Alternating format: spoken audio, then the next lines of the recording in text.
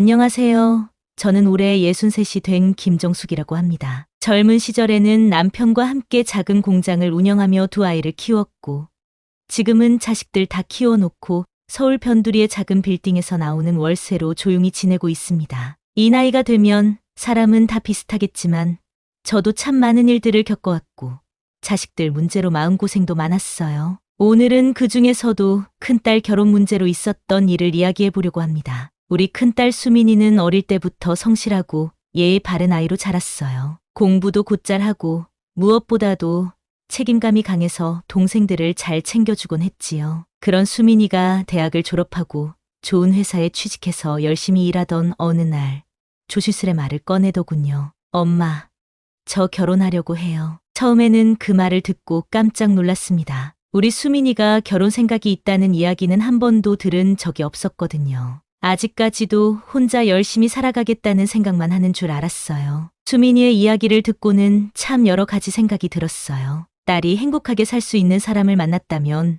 부모로서 축하해줘야 할 일이지만 한편으론 정말 그 사람이 딸을 행복하게 해줄 수 있을지 걱정이 앞섰어요. 그래도 만나서 이야기해보면 알겠지 싶어 다음 주에 상견례를 하기로 약속을 잡았습니다. 사윗감이 될 사람은 이름이 박상현이라고 했어요. 수민이보다 2살 많은 나이에 대기업에 다니는 회사원이라고 하더군요. 수민이 말로는 인품도 좋고 성실한 사람이라며 칭찬이 자자했습니다. 약속한 날 남편과 저는 수민이의 손을 잡고 호텔로 갔습니다. 요즘은 결혼 전에 이런 자리를 여러 번 가진다고 하더라고요. 저희도 상견례라기보다는 서로 인사하는 자리라 생각하며 편안한 마음으로 갔습니다. 호텔 로비에 도착해 상현 씨와 그의 부모님을 처음 마주했을 때 첫 인상은 나쁘지 않았어요. 상현 씨도 깔끔하고 단정한 사람이었고 부모님도 예의 바르게 인사를 하시며 딸을 예뻐해 주실 것 같은 느낌이 들었지요. 처음엔 어색한 분위기였지만 서로 간단한 인사를 나누고 나니 조금씩 편안해지더군요. 저희 남편도 상현 씨와 몇 마디 나누며 자네가 수민이를 행복하게 해줄 수 있다면 우리도 기쁠 거네. 요즘 젊은 사람들 다 그렇듯이 둘이서 잘 맞춰가면서 행복하게 살길 바라네. 라며 덕담을 건넸습니다. 그러자 상현 씨도 환하게 웃으며 저도 그럴 수 있도록 노력하겠습니다. 라고 대답하더군요. 그 모습을 보고 나니 제 마음도 한결 가벼워졌습니다. 음식이 나올 때쯤 상현 씨 어머니가 본격적으로 이야기를 꺼내셨어요. 우리 상현이가 회사에서 이번에 팀장으로 승진했어요. 요즘같이 취업도 힘든 시기에 이렇게 좋은 회사에 다니고 연봉도 괜찮은 편이라 우리가 참 자랑스러워요. 수민 씨도 워낙 똑똑한 분이니 둘이 잘 맞을 것 같아요. 그 말을 듣고 저는 웃으며 우리 수민이도 늘 열심히 살아왔지요. 두 사람이 서로 잘 맞추어가며 예쁘게 살면 더 바랄 것이 없겠어요. 라고 말했습니다. 분위기는 나쁘지 않았어요. 그런데 그 다음에 상현 씨 아버지가 말씀을 이어가셨어요. 상현이가 이번에 연봉이 많이 올라서 1년에 5천만 원 넘게 번답니다. 요즘 젊은 사람들이 그만큼 벌기도 힘든데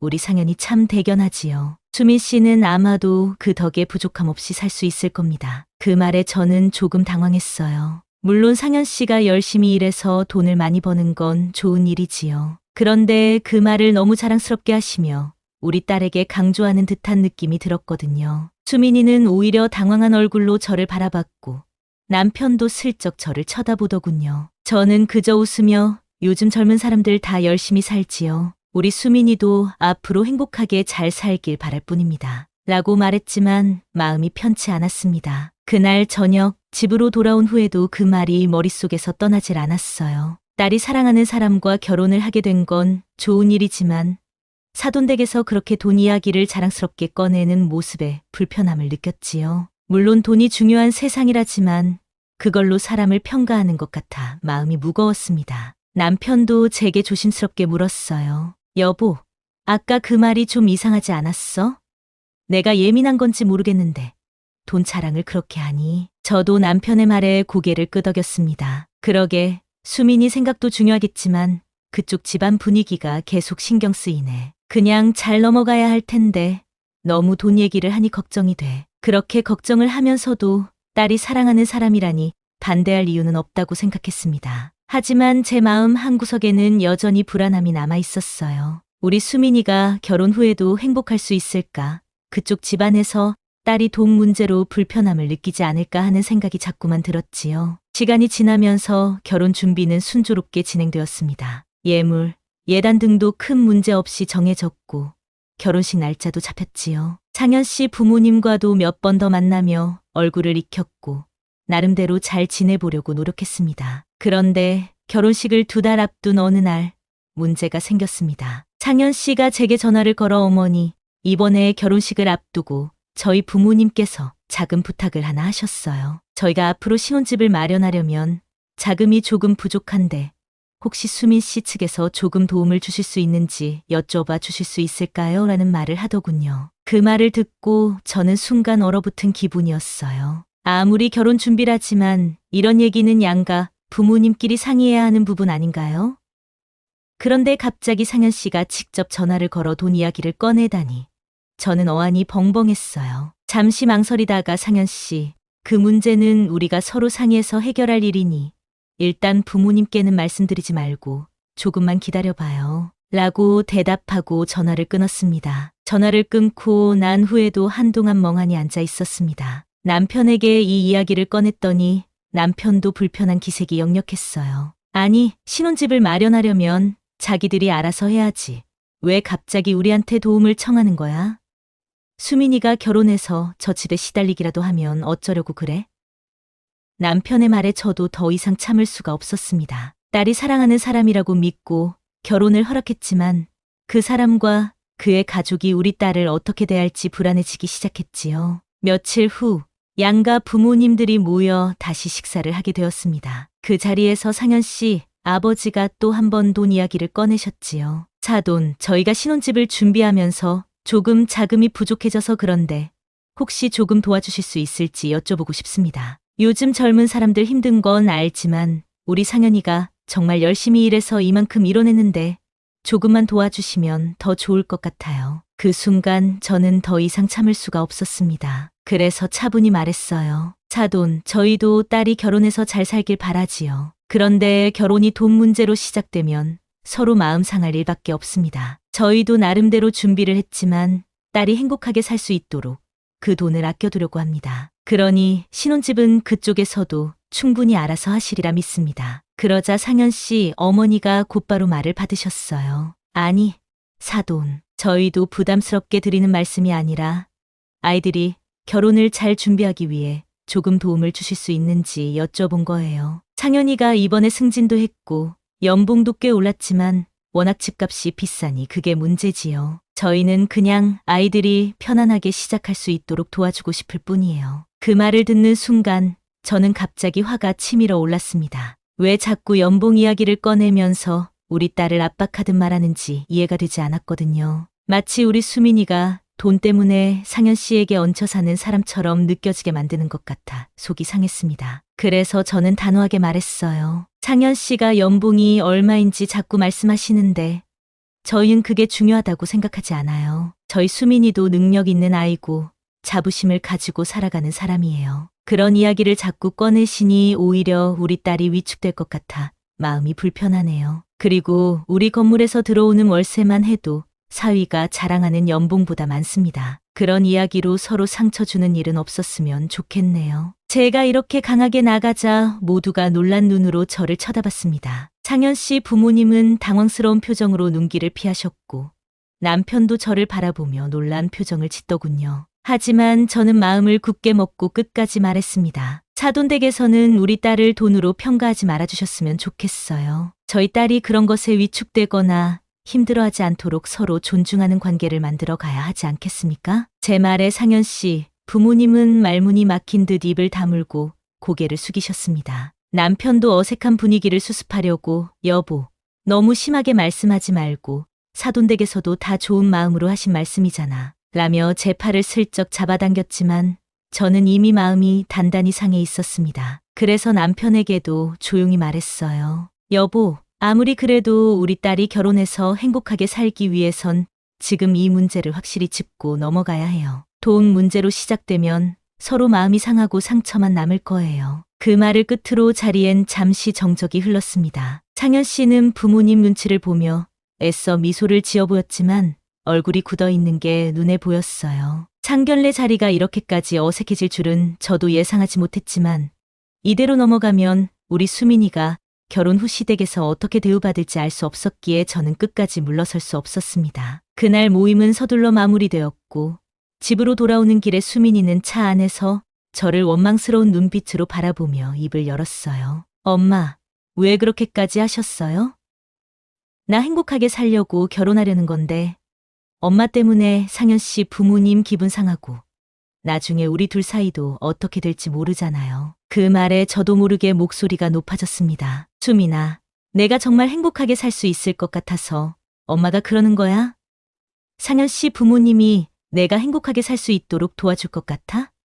엄마는 지금도 내가 그 집에 들어가면 힘들어질 거라는 생각이 들어. 너를 지켜주고 싶어서 그런 건데 내가 왜 그걸 몰라주니? 수민이는 눈물을 글썽이며 엄마, 나도 알아요. 엄마가 나를 위해서 그러시는 거라는 거. 그런데 상현 씨도 잘못한 거 없고 저 사람도 나 사랑해요. 결혼을 준비하면서 사소한 갈등은 있을 수 있지만 나중에 다 맞춰가면서 살면 되잖아요. 라고 말했습니다. 그 말을 들으니 제 마음도 찢어지는 것 같았어요. 수민이가 그만큼 결혼에 진심이라는 걸 알기에 제가 너무 앞서 나가는 걸까 싶기도 했습니다. 그 후로 수민이는 상현 씨와 여러 차례 만났지만 예전처럼 밝게 웃는 모습을 보지 못했습니다. 아무래도 그날 제가 한 말들이 상현 씨 집안에 큰 충격을 준 것 같았어요. 수민이는 상현 씨를 만나고 돌아오면 늘 무거운 표정으로 집에 들어섰고 저와는 말을 섞지 않으려 했습니다. 남편도 저를 나무라며 당신이 너무 나갔어. 자식 일에 그렇게 강하게 나가면 아이들끼리 더 힘들어져. 적당히 할 때 그만했어야지.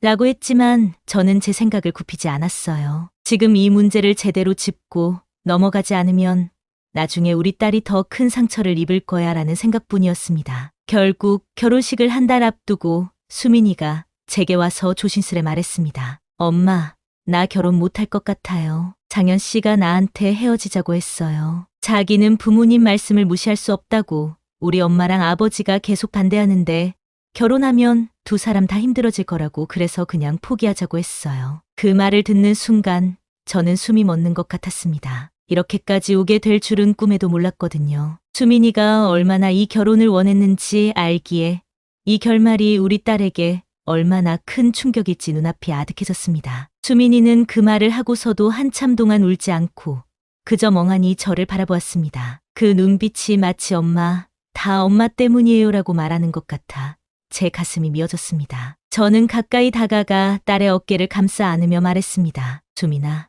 미안해. 엄마가 너무 앞서서 그랬나 봐. 하지만 너를 위해서 그런 거야. 내가 나중에 더 큰 상처받지 않길 바라서 그랬어. 수민이는 제 말에 대답하지 않고 한참을 그렇게 가만히 있다가 조용히 일어나 자기 방으로 들어갔습니다. 그날 밤 딸 방에서 들려오는 흐느끼는 소리를 듣고 있자니 눈물이 멈추질 않더군요. 내 딸이 이렇게까지 힘들어지게 된 게 모두 제 잘못인 것만 같아 가슴이 찢어졌습니다. 남편도 술에 취해 들어와 저를 원망했어요. 여보, 내가 뭘 했어? 내가 너무 강하게 나가면 애들이 힘들어진다고 했잖아. 수민이 지금 결혼도 못하고 이게 다 뭐야? 내가 너무 나섰어. 그 말에 저도 모르게 울컥하며 대꾸했지요. 여보, 나도 몰라서 그랬어? 나도 우리 딸 행복하게 살길 바랐지. 이렇게 힘들게 하려고 그랬겠어. 그런데 내가 보기엔 저 집안에서 수민이를 그렇게 받아주지 않을 것 같아서 그랬다니까. 남편과 저는 그렇게 말다툼을 했고 결국 그는 방문을 꽝 닫고 들어가 버렸습니다. 집안이 그렇게 뒤숭숭한 분위기였지만 저는 딸에게 다가가고 싶어도 방법을 몰랐습니다. 며칠 후 수민이는 회사를 그만두고 집에만 머물렀습니다. 상현 씨와의 결혼이 무산된 충격 때문인지 한동안 방에서 나오지도 않고 밥도 제대로 먹지 않더군요. 저는 딸의 방 앞에서 조심스럽게 문을 두드리며 말했어요. 수민아, 엄마가 미안해. 나와서 밥이라도 좀 먹자. 내가 이렇게 있으면 엄마도 너무 힘들어. 하지만 수민이는 대답이 없었습니다. 그렇게 하루 이틀 시간이 지나면서 수민이는 점점 더 말라갔습니다. 남편도 그런 수민이를 보며 안타까운 눈으로 지켜봤지만 딱히 해줄 수 있는 일이 없었어요. 저도 무슨 말로 딸을 위로해야 할지 몰라 그냥 매일 딸의 방 앞에서 울기만 했습니다. 그러던 어느 날 수민이가 문을 열고 나오더니 저에게 말했어요. 엄마, 나 혼자 여행 다녀올게요. 여기서 계속 이렇게 있으면 나도 엄마도 힘들어질 것 같아서 혼자 정리할 시간 좀 갖고 올게요. 그 말을 듣고 저는 깜짝 놀라며 딸의 손을 잡았습니다. 수민아, 혼자서 괜찮겠니? 어디로 가려고 그러니? 엄마도 같이 가줄까?